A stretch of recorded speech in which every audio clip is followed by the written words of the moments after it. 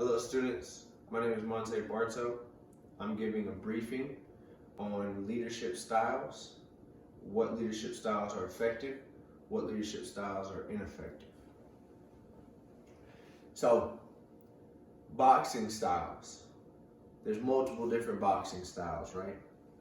You got the swarmer, you got the outboxer, you got the slugger, and you got the boxer puncher, and there's other styles too, but that aren't really as famous as those four.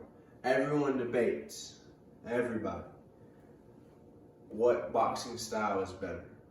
Everyone says, well, the sluggers, they're stronger, they're more aggressive, they can win easier because they're willing to take it to the man to fight. Well, the outboxer, he maintains a certain distance away from his target. There's a different style is what I'm trying to say that makes boxers successful, and not one set style will make individual boxers successful over the other. It's about what style better suits that human being. So leadership styles are like that. Leadership in general is like that. Not every leader is going to be the same. There are a plethora of different leaders out there in the world that are unique in their own way, that lead in their own way, and are effective at what they do. This means that styles doesn't determine whether or not you are ineffective or effective. What determines whether or not you're effective or ineffective is the way you leading up to that moment, how successful you've been at doing it, and whether or not you're willing to adjust. So, I'm going to say some people connect with people better than others when they lead. Some people are charismatic, there are people that they're really tough and they don't know how to communicate with you. So communication, even though people say communication sometimes is key to leadership, is not necessarily key to being an effective leader. What's key to being an effective leader, one is being able to adjust, like we were saying, being able to adjust to adversity in chaotic and insane situations, and stressful situations. And another key is to being able to realize when your style of leadership isn't working and you need to adjust. So, I got a story for you. Playing football, we ran no huddle a lot. We're a college football team, so we ended up running no huddle in 2 minute and the beginning of the game and the beginning of the second half, just to make the other team tired, just to start off fast, because what our goal was to hit them in the mouth. That was what we were. We were trying to go hit the team in the mouth, hit the defense in the mouth, show them that they weren't ready to come play us. Anyway, so at practice, we go over no huddle in the beginning of practice, and it's intense. First, second, and third string, they have these 2 minute drills, run into the line, calling plays, go, throw the ball, run the ball, stop the play, run again, run another play, hustle up, call another play, go. And we try to do it as fast as we could. Well, that means being a fullback, which I was, we had to make certain calls at the line on no huddle and audibles. They're called audibles, to make sure the O-lineman knew what the assignment was. So, the O-lineman needed to hear, every O-lineman needed to hear the voice of the fullback in a chaotic situation. And we were leading them to do their assignments, and we were also doing our assignments. So we were controlling the O-line and the backfield in certain instances. So, no huddle, we have to scream out a certain play, a certain symbol, whether it was Batman or whether it was Superman or different things like that, of that nature to a certain extent, like a code that would tell the O-lineman, hey, this is the play we're running. So, I could do it. I'm more vocal than others. So I could scream out in that way and it not be an issue. I can scream out, I can lead others through my voice because I have the voice to do it. I'm not really shy, you know.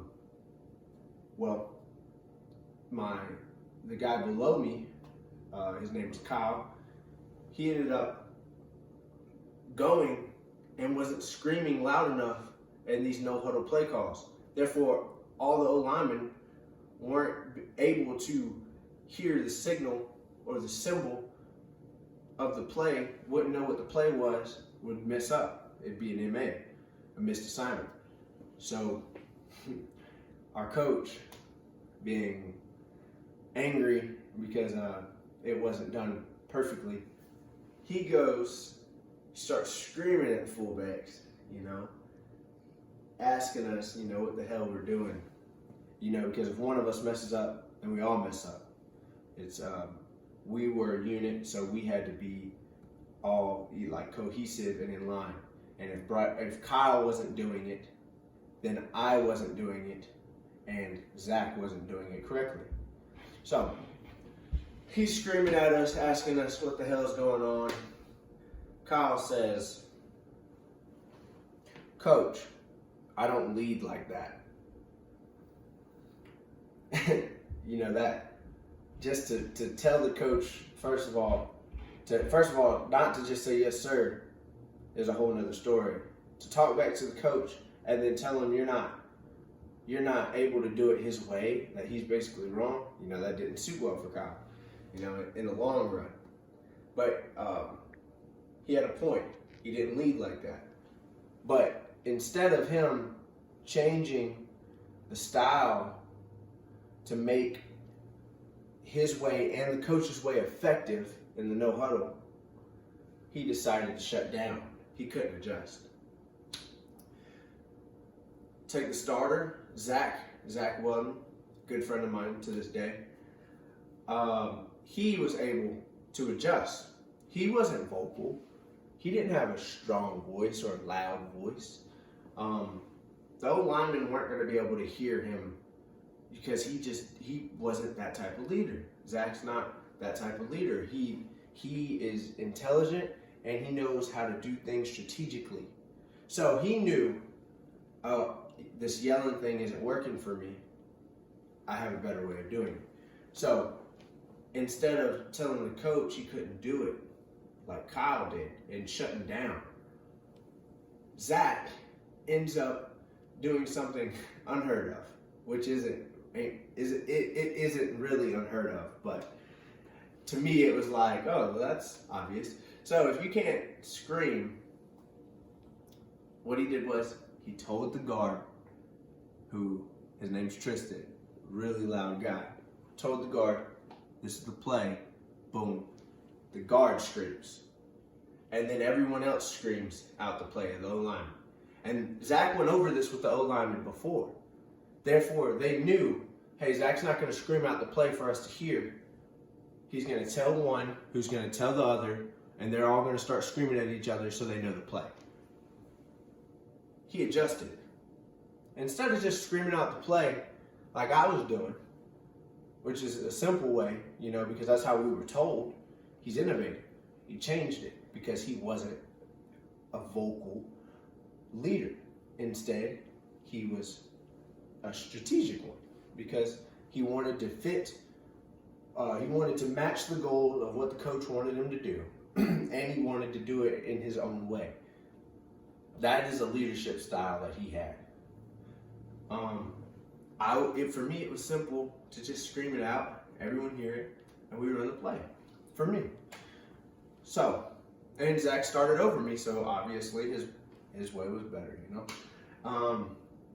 Not just in that though. He showed me at this point, without showing me, Zach showed me that a leader can be effective in different ways.